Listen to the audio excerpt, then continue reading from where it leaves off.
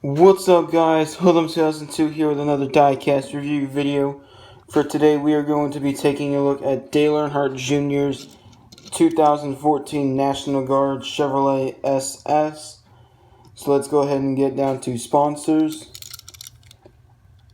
So on the hood here, you got National Guard and NationalGuard.com.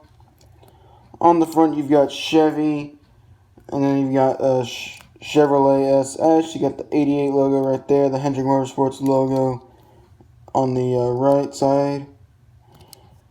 Going down the side of the car, you got your normal contingencies: Moog, Mahle, Comp, and Sunoco. You got Goodyear. You got the NASCAR race car logo on the A post. You got NASCAR Sprint Cup Series. Mechanics wear.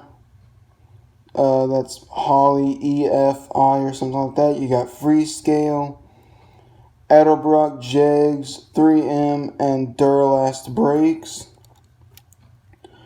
On the quarter panel, you got National Guard and was that Diet Mountain Dew? I don't know what that website is.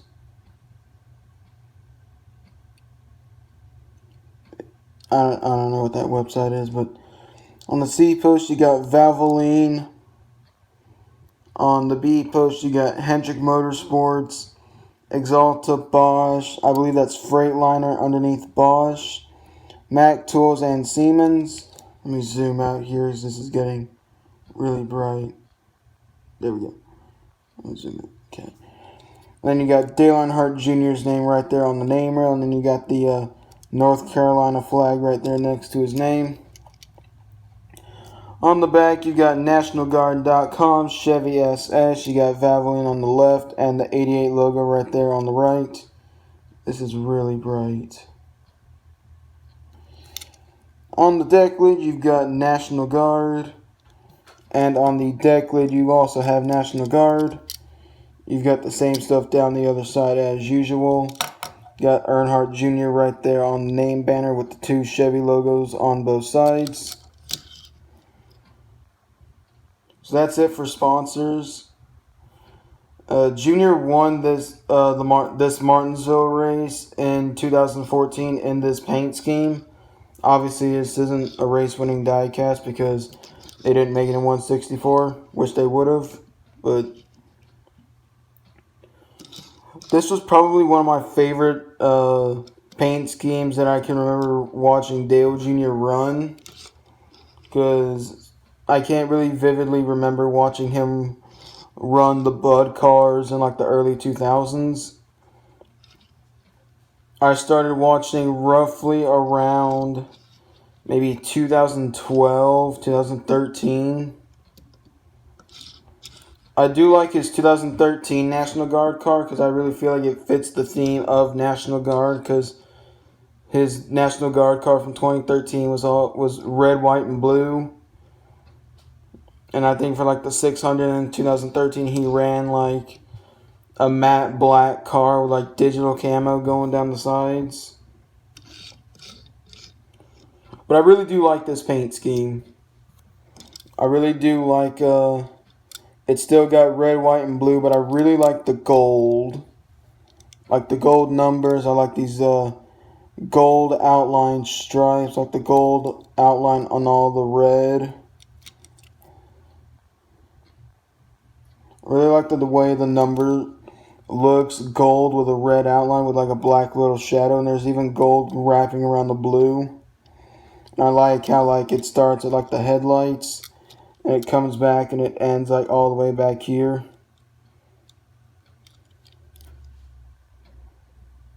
One thing that's common with all Dale Jr. cars is the back bumper is black on almost all of the cars he's driven.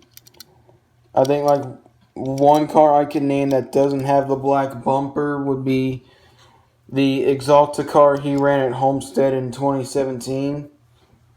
That's like the only car I can think of. I think his Exalta car as well. I mean, I'm not sure. I don't know if his Exalta car from 2017. I think it also had a black back bumper, but I can't remember. I think it did, to be honest, but I did watch the 2014 Martinsville race. I don't think I watched the full thing. I think we got on like somewhere near the end. I really can't vividly remember, but I do remember they were under like a red flag. And when they put the caution flag back out, Junior pitted. They had a few guys stay out. I think Tony Stewart stayed out. Stenhouse stayed out. A few others stayed out. Clint Boyer came to pit road, got 2 tires. Junior and Gordon got 4. And then obviously on the restart, it was just a big traffic jam. Junior fought his way through. Stewart had a bit of a gap, but obviously Stewart on older tires and Junior on fresher tires. There really was no competition. Junior got to the inside of Stewart and kind of bumped.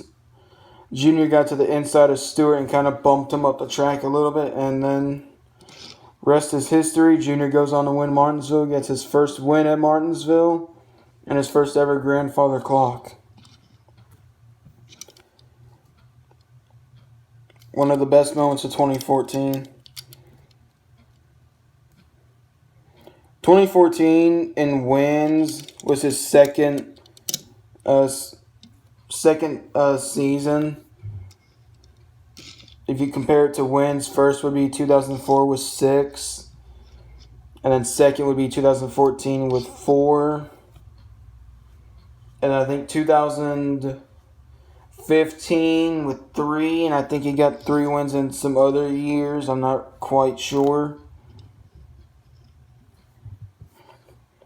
But 14 and 15 were probably Junior's best, like modern era, were his best years from 2010 onwards.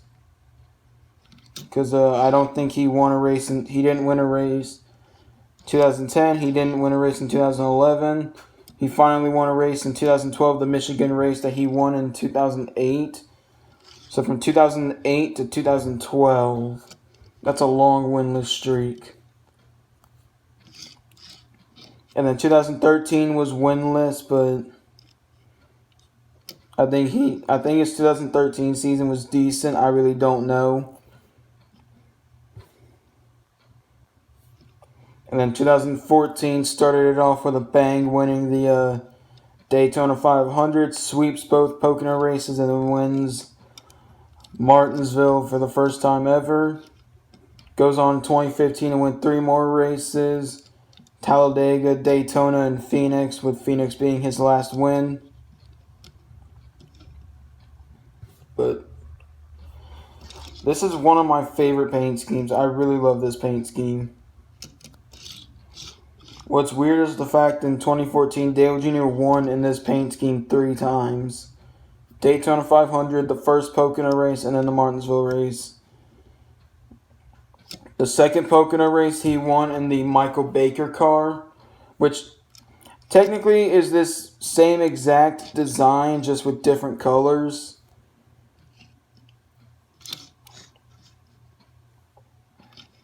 But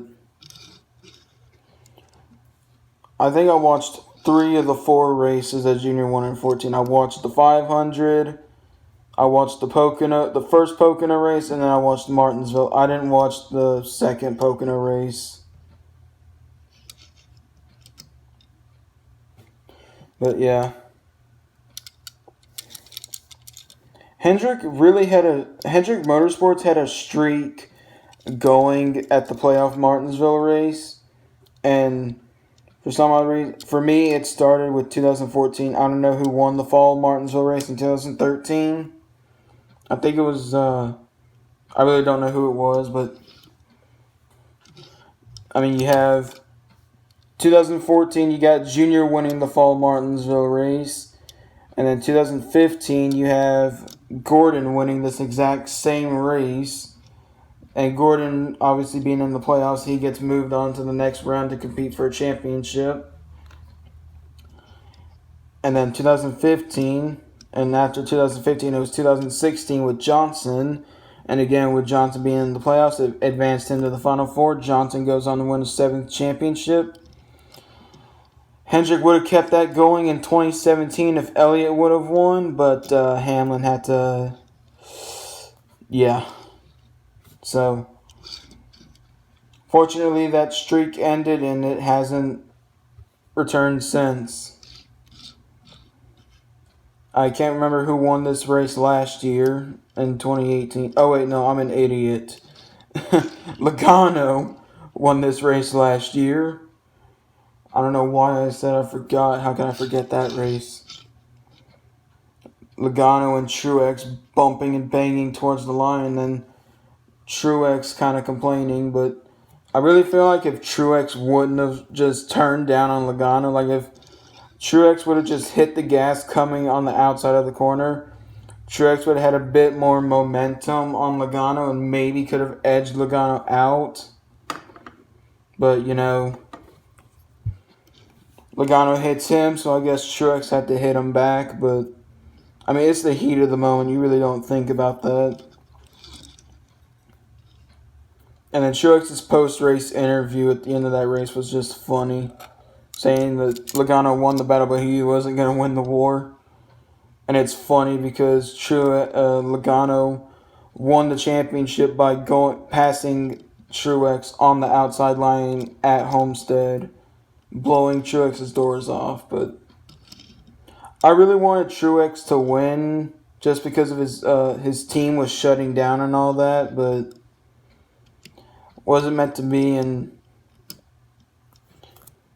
people say Logano was the undeserving champion last year. I really don't think so because Logano was good where it counted. Literally the only reason, because basically the big three, which I really didn't like that.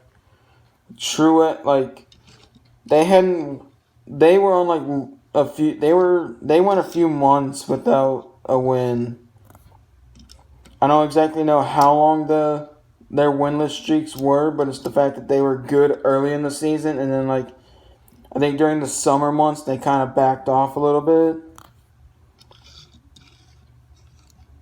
I think in the final round from Martinsville to Phoenix, I think the only playoff driver that really actually won a race was Kyle Busch at Phoenix. I mean, Harvick won Texas but got docked 40 points because of his illegal spoiler. I don't know if you can really count that as the win, though, because it didn't advance him to the final round. But, I mean, you can't really do anything about that, but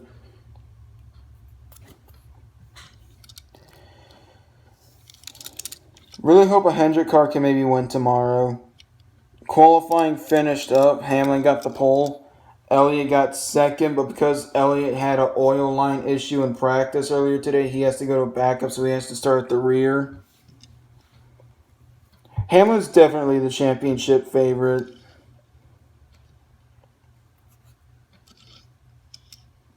I just really want to know what people are what's gonna happen if Hamlin doesn't win the championship this year. I'm really vividly trying to picture that in my head. It's like he's got 5 wins this season, is the championship favorite, and then doesn't win the championship. I don't know how that's supposed to work. But anyway, that's pretty much all there is to say about this car in this video.